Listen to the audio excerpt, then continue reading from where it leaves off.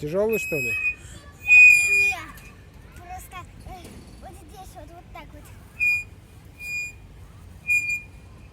О, попробуй держать вот так вот. Ай.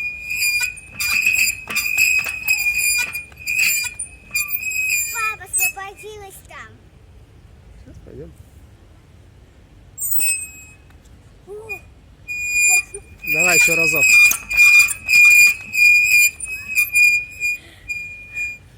все.